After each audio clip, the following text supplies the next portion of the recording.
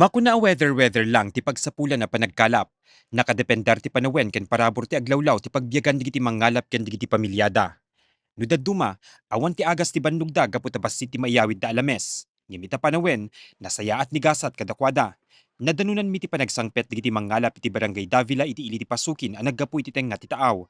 Arig na dati fiesta iti igid ti kabaybayan apaman at sinarabo ida digiti kabarangayan da. Ngem basar ti mangalap ani Marvin, tartarao di laengen digiti nasangpetan mi agalunggong wenno baraniti iti Ilocano. Kuna nga adupay tinaiyawid itay bigat nga umabot tinasurok may sa tonelada.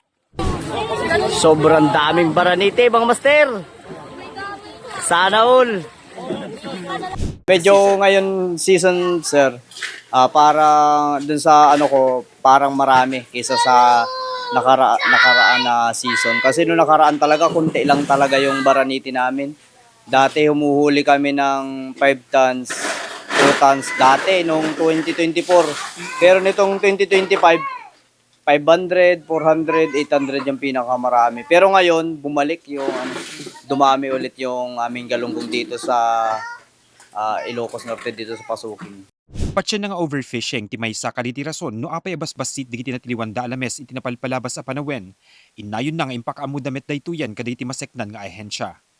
Siguro sa mga overfishing siguro, yung mga malalaking commercial fishing siguro, na-overfishing sila.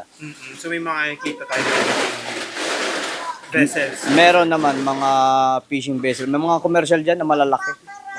Okay. So nailapit natin to or nai-report natin to sa ano? Opo sir, nailapit na. Oo. Anong response nila? A-actionan daw naman nila yung mga commercial fishing na malalapit na nagpi-fishing dito sa municipal water. Pagyamyamanan ni Marvin iti kabaybayan, ngem kunana akanayon da laglagipen digiti risgo iti panagturong kadaytoy. Sumagmamano na gundaway nga adda digiti nagpukaw amang ngalap ken saan da na nabirukan pay.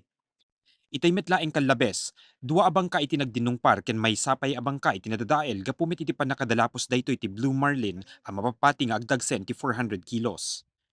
Palaot pa lang sila. Siguro sa sobrang pagod, sobrang layo ng biyahe, kaya hindi naiwasan yung aksidente, nagbanggaan po talaga sila. May nasaktan po ba, sir?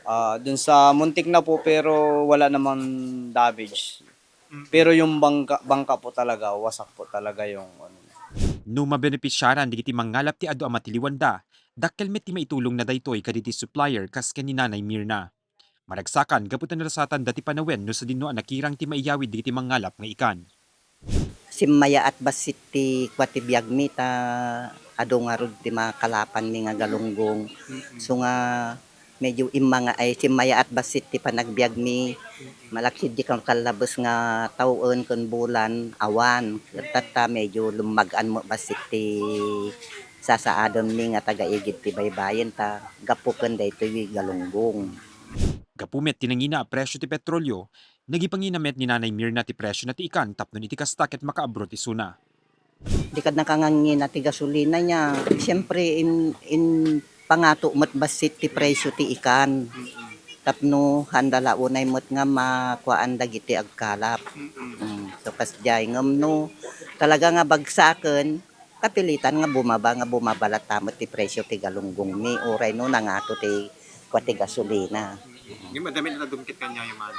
Una na ko nga dalata alangan mo nga hangkang nga mang provide ti dumket king ka alangan mo nga bannog ka kung nakadin nga awan ti kuaemon ganaremon.